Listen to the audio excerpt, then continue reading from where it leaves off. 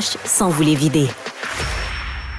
On est rendu au segment de l'entrevue. On reçoit aujourd'hui Pierre Touzel, directeur général chez ACEE du Québec. C'est l'Association des clubs entrepreneurs étudiants du Québec. Salut Pierre. Salut Philippe. Tu peux-tu nous expliquer un peu ce que ça fait l'ACEE? OK. Ben écoute, la CE du Québec, au fond, sa mission principale qu'on retrouve sur notre site, c'est vraiment de développer la jeune génération de leaders par la promotion des valeurs entrepreneuriales et ce, par la création et le soutien d'un réseau de clubs entrepreneurs étudiants au niveau des établissements postsecondaires du Québec. C'est quoi un club étudiant entrepreneur? OK. Un club entrepreneur étudiant, l'idée, c'est vraiment de faire en sorte que des étudiants dans un programme, que ce soit en génie, que ce soit en administration ou même dans le secteur alimentaire, décident de se réunir ensemble, établir sa mission, sa vision, planifier des activités en lien par rapport à ce que eux veulent retirer de l'expérience club. Et dans tout ça, bien, on parle de démystifier l'entrepreneuriat, développer son réseau de contacts, clarifier son choix de carrière aussi, qui peut être de devenir entrepreneur aussi. Et puis tout ça en parallèle à sa formation académique. OK. Puis en allant voir sur ton profil LinkedIn, Oui. j'étais un petit peu spiégué. T'es arrivé là il y a 20 ans. Oui. 20 ans. Ça fait 20 ans que tu es allé à ACEE. Ouais. Aujourd'hui, tu en es le directeur général, mais tu n'as pas été directeur général depuis 20 ans. Non, exactement. Moi, j'ai été, durant 6 ans, directeur au développement du réseau des clubs entrepreneurs étudiants, que j'ai parcouru les 4 coins du Québec. Je pouvais faire environ 50 km par année pour aller visiter les 50 000, clubs, les accompagner. Oui, 50 000 km par année. Et puis, c'est ça. Ça fait que l'idée, c'est que c'était vraiment de se connecter au réseau. Et en 2009, j'ai eu l'opportunité de prendre la direction générale du réseau des clubs entrepreneurs étudiants. Alors, tu as sûrement vécu déjà plusieurs transformations dans le club. Tu sais, parce qu'on fait pas les affaires comme on faisait il y a 20 ans. Non. Facebook, les médias sociaux, tu sais, ça Messenger, Messenger, ça a pris de l'ampleur. Oui. Non, c'est hallucinant. Puis même au niveau du réseau, on compte 48 clubs entrepreneurs au niveau collégial, 12 au niveau universitaire. Mais si on recule de peut-être une dizaine d'années, on a peut-être 3-4 clubs universitaires. Mais la beauté de la chose, c'est que ceux qui ont fait partie de notre réseau collégial, rendu à l'université, voulaient rester collés à l'ACEE parce qu'ils adoraient notre offre de service et la pertinence de rester près de l'ACEE du Québec. Alors, ils ont pris l'initiative de démarrer un club entrepreneur dans leur université. C'est pour ça qu'aujourd'hui, on compte 12 clubs entrepreneurs universitaires. Vous calculez, il y a combien à peu près d'événements? Avez-vous le chiffre là, qui sont organisés par l'ensemble des clubs? Par l'ensemble des clubs, on parle d'environ 280 activités qui correspondent à 4 activités par club entrepreneur étudiant qui s'organisent C'est par quasiment année. une par jour.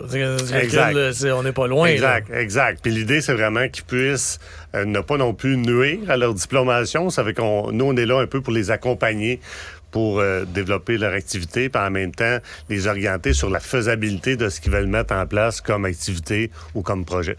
Puis, c'est sûr que moi, j'ai connu l'ACEE parce que je suis allé au congrès de l'ACEE là, comme conférencier une année. Une autre année, je suis venu vous donner un petit coup de main. J'amenais moi-même mes enfants, si tu te rappelles, et mes beaux-enfants à l'époque. Mais ce congrès-là, c'est comme la pierre angulaire de l'année. C'est l'événement de l'année pour vous. Oui, écoute, on parle de 8 mois de préparation là, par rapport à cet événement-là.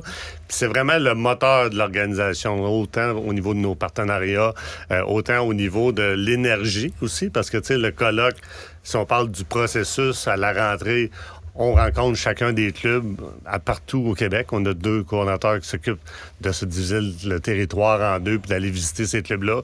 Promotion du colloque, promotion des nouveaux partenariats, des collaborations qu'on a avec des partenaires stratégiques aussi. Et en même temps, là, on les accompagne pour le recrutement, mais le colloque, c'est le rassemblement de tout ce beau monde-là, de 500 jeunes qui proviennent de 16 régions qui débarquent chez nous.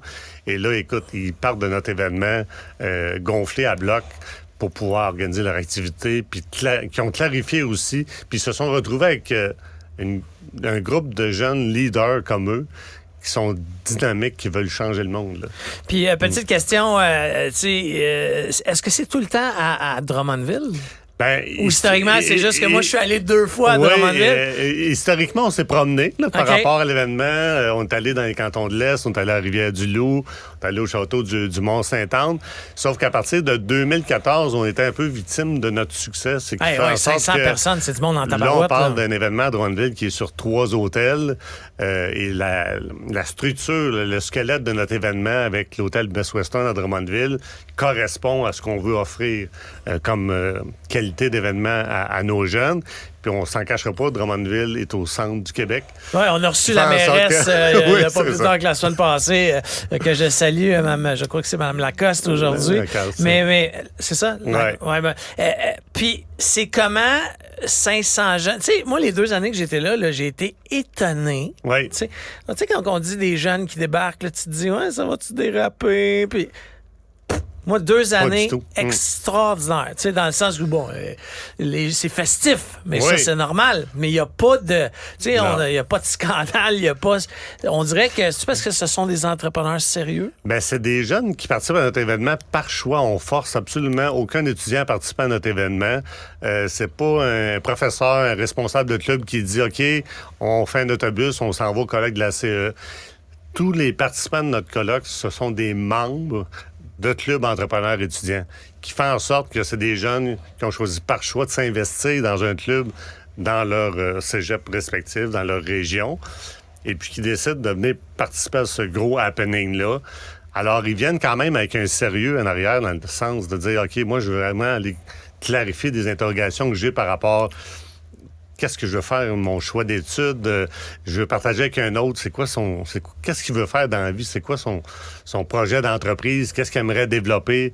C'est quoi son rôle dans notre société à nous qu'il veut jouer? C'est des jeunes vraiment sur un mindset différent. Ils viennent pour les bonnes raisons. Petite question aussi. Veux pas, en 20 ans, le paysage de l'entrepreneuriat au Québec a extrêmement changé. C'était pas les mêmes types de business. Là, on est très intelligence artificielle. Dans certaines années, on était très aéronautique. Il y a eu la passe très minier. Le visage des jeunes entrepreneurs, lui, par contre, il a-tu changé? Il a-tu changé? Oui, il a changé. Mais je vais te revenir un petit peu par rapport à la post-pandémie. Là. Les jeunes... oui, parce que ça n'a pas dû être simple non plus. Non, c'est ça. Il y a eu le virtuel et tout, puis les initiatives virtuelles pour s'adapter à la situation. Mais moi, ce que je vois auprès des jeunes, c'est qu'ils veulent être partie prenante auprès des organismes, des entreprises qui vont se joindre parce qu'ils veulent faire la différence. Ils veulent pas juste faire un travail pour un travail ou partir une entreprise pour une entreprise. Ils veulent vraiment, je pense, à David Côté, des Julots, tu sais. Lui est parti vraiment une idée, OK, il veut récupérer des fruits qui sont peut-être moins populaires et tout. J'adore, c'est bière sans alcool. Non, c'est ça, exact. Mais tu sais, les jeunes, ils veulent avoir un sens par rapport à ce qu'ils font, comme travail, comme entreprise qui vont démarrer. Puis je te dirais, c'est le gros effet que j'ai remarqué des jeunes d'aujourd'hui. Ils veulent plus faire de quoi pour le faire. Ils veulent vraiment s'assurer qu'ils sont participatifs dans une entreprise, dans une organisation. Ils veulent vraiment faire la différence. Puis ils veulent être écoutés. Ils veulent pas juste des gestionnaires qui vont faire semblant de prendre leur opinion. C'est sûr que moi, je me suis lancé en 98, Pierre. Ça fait donc plusieurs années là, que je fais ça. Puis les raisons outre qu'il y avait un marché pour ce que je voulais faire, puis tout, mais on était dans des années, je veux faire de l'argent. OK? Tu sais, je pense que j'ai senti dernièrement que les entrepreneurs avaient un peu perdu ça dans leur vision. Tu sais, ils veulent faire quelque chose, ils veulent sauver la planète, mais oublient souvent la rentabilité. Parce que, tu sais, il y a un paquet d'entreprises en ce moment qui sont les chouchous des marchés financiers, mais qui perdent 25 millions par mois. Tu sais, donc, c'est dur à ça.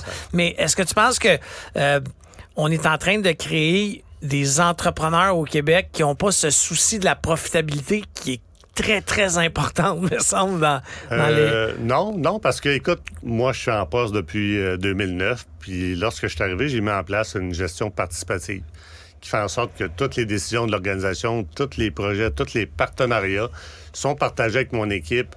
Et c'est pleine transparence. Il faut garder le cap par rapport à la mission de l'organisation, sa vision.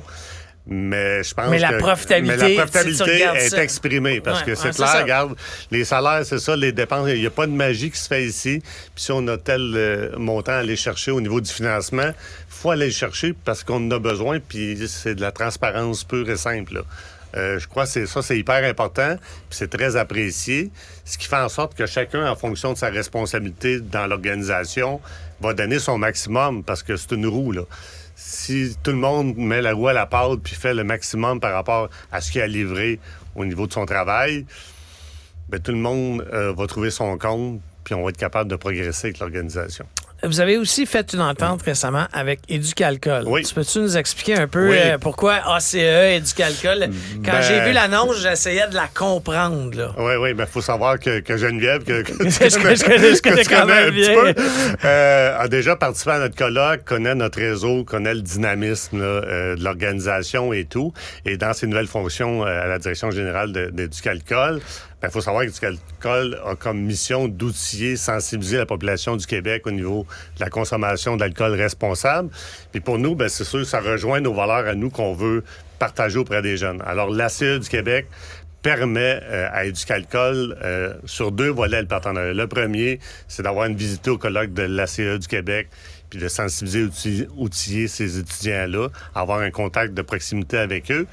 Et l'autre volet qu'on a dans le partenariat, c'est qu'avec le partenaire qu'on a, on a un fonds Éducalcool qu'on appelle de 15 000 que nous, on a à redistribuer auprès des clubs. Puis c'est très original et imaginatif, là, ce qu'on fait. C'est que la CE est gestionnaire de ce 15 000 $-là. Et l'idée derrière ça, c'est vraiment d'offrir la chance aux jeunes de vivre une expérience de demande de commandite, de partenariat qu'ils font à la CE du Québec. C'est comme une pratique en même temps. On met les jeunes dans l'action, puis je pense que ça correspond avec l'ADN de Geneviève aussi. Et les jeunes doivent remplir un formulaire qui, entre autres, est actif depuis cette semaine, est en ligne directement sur notre site, qui est offert à nos membres de club. Il faut être membre de nos clubs pour pouvoir avoir accès à ce fonds-là. Et puis, il y a vraiment tout un exercice. C'est qu'ils remplissent le formulaire, prennent un rendez-vous avec moi, et par la suite, moi, j'évalue leur demande. Et il y a comme 3 catégories. Il y en a une à 250, une à 500, une à 1 000 $ qu'ils peuvent venir chercher. Mais ils doivent être créatifs par rapport à leur proposition. C'est qu'ils organisent une activité entrepreneuriale, mais ils doivent intégrer tout ce qui est la sensibilisation à la consommation de l'alcool, partager les outils d'Éducalcool aussi. Et puis, selon l'originalité des jeunes qui vont trouver pendant l'activité de sensibiliser à la consommation responsable d'alcool, bien, les jeunes vont nous soumettre des idées. Ça peut être de faire une roulette question avec des conséquences s'ils n'ont pas la réponse. Ça peut être de nous démontrer qu'ils vont recruter des chauffeurs désignés pour reconduire des jeunes qui participent à leur activité. C'est tout un code QR pour avoir accès directement à un sondage à Éducalcool et tout. C'est vraiment d'optimiser l'impact. Tu éduques le monde, tu fais de la sensibilisation en même temps, puis tu permets au club étudiant de vivre une vraie expérience de... À un moment donné, ce club étudiant-là va devoir lui-même chercher des fonds, une commandite. Donc, c'est une grosse pratique générale. Exact. Puis, ils signent une entente avec nous et par la suite, ils doivent nous faire un rapport de visibilité avec des photos de tout ce qui s'est déroulé, là. C'est vraiment... une belle façon. Puis l'an passé, on a eu 16 projets qui étaient financés par le Fonds Éducalcool en 2022. Puis si je ne me trompe pas, il y a 7 régions qui ont bénéficié de cette expérience-là. Et c'est vraiment une belle expérience. C'est moi qui est le grand Manitou, un peu style œil du dragon, là. Puis de voir des jeunes me pitcher cette idée-là devant moi, puis avec toute la fébrilité et tout, c'est hyper intéressant. Puis moi, ça me permet de les challenger par rapport à ce qu'ils nous proposent. Est-ce qu'il y a des initiatives qui s'en viennent? Tu sais, veux pas, il y a des activités qui doivent s'en venir. Il y a le congrès, c'est quand? Là, c'est le 3, 4 et 5 novembre. Je peux pas scooper nécessairement qui va être là, mais je veux dire une chose, il va y avoir 15 intervenants qui vont participer à l'événement. Alors, ils vont être vraiment très bien servis là, durant... puis je peux donner un petit scoop, là, il va y avoir des entrepreneurs qui ont passé dans l'œil du dragon, là, dans les... dans les passés.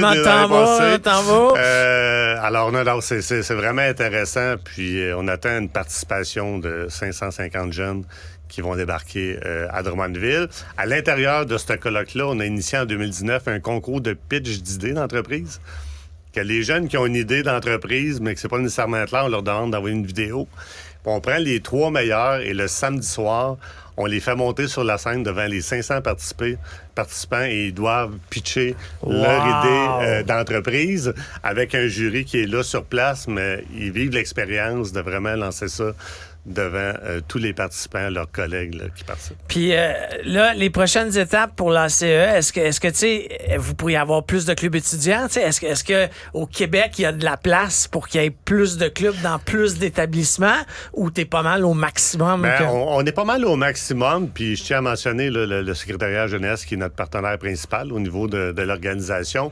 L'idée, c'est de rayonner vraiment dans toutes les régions du Québec, puis de faire rayonner les initiatives que ces clubs organisent. C'est vraiment ça notre objectif, parce que ceux qui embarquent dans notre aventure Club Entrepreneur doivent répondre à certains critères.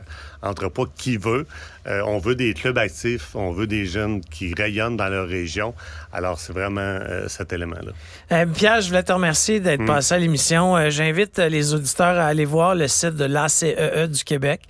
L'autre chose, c'est que si vous êtes un entrepreneur, tu sais, qui a une entreprise, peu importe la grandeur, vous pouvez prendre contact avec Pierre. Il y a des maillages à faire, moi, je trouve intéressant. Des partenariats aussi. Des partenariats. Pourquoi pas aller visiter, tu sais, comme entrepreneur, ce qui se passe au congrès. Là, je ne sais pas si tu acceptes les visiteurs. Écoute, on est ouvert aux partenariats. Non, mais c'est ça, mais d'aller voir, parce que, tu sais, encore une fois, d'aller voir Ouais. l'effervescence qu'un club comme ça peut créer.